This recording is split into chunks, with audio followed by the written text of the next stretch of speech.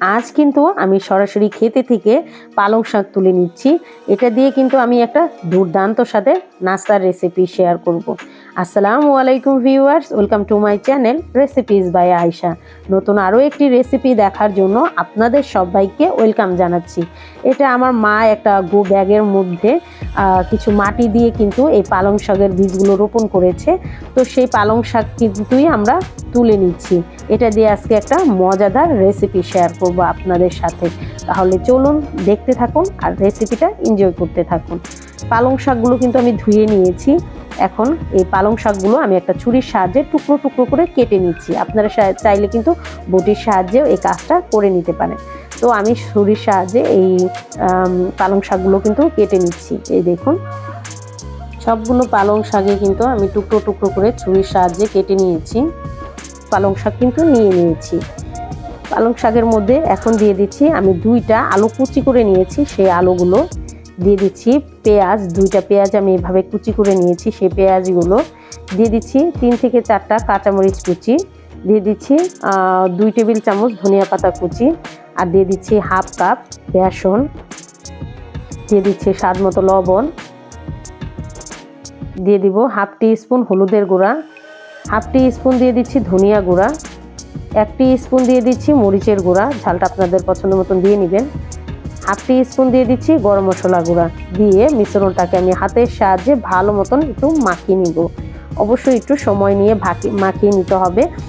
আর এর মধ্যে কিন্তু কোনো রকম পানি ব্যবহার করা যাবে না। এগুলো কিন্তু একটু হাতের সাহায্যে মথে নিলেই কিন্তু পানিটা বেরিয়ে আসবে। এই দেখুন, আমার পানিটা কিন্তু বেরিয়ে এসেছে। কোনো রকম পানি কিন্তু আমার প্রয়োজন হয়নি।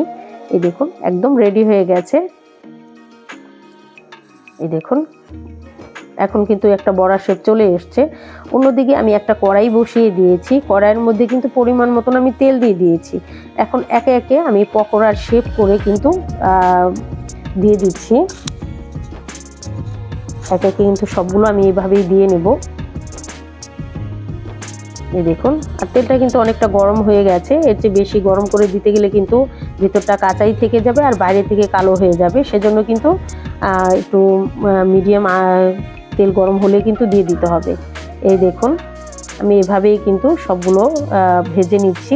আর একটু এখন এক সাইড হয়ে গেলে কিন্তু অপর পাশটা আমি এভাবে উল্টে দিচ্ছি। একটু সুন্দর কালার করে কিন্তু আমি এই পকোড়াগুলোকে ভেজে নেব।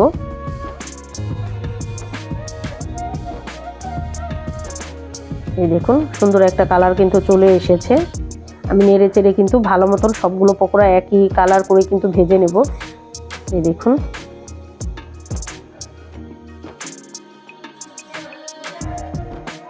এই দেখুন, এখন একটা ঝাঁঝের মধ্যে কিন্তু আমি পকোড়াগুলোকে উঠিয়ে নিচ্ছি।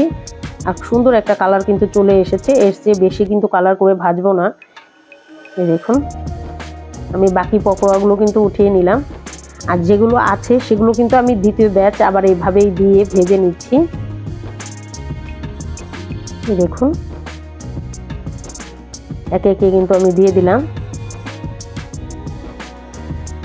আর পকোড়াগুলো কিন্তু আমি উল্টে পাল্টে ভেজে নেব। এই দেখুন, আমার ভাজা কিন্তু হয়ে গেছে। এখন আমি একটা প্লেটের মধ্যে কিন্তু সবগুলো পকোড়া সার্ভ করে নেব। এই দেখুন, ঝাঁঝরির মধ্যে আমি একে একে সবগুলো পকোড়াই কিন্তু উঠিয়ে নিচ্ছি।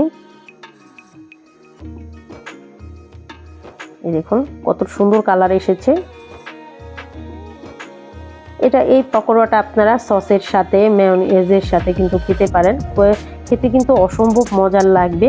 আপনারা টমেটো সস, চিলি সসের সাথে কিন্তু এই পকোড়াটা খেতে দুর্দান্ত লাগবে।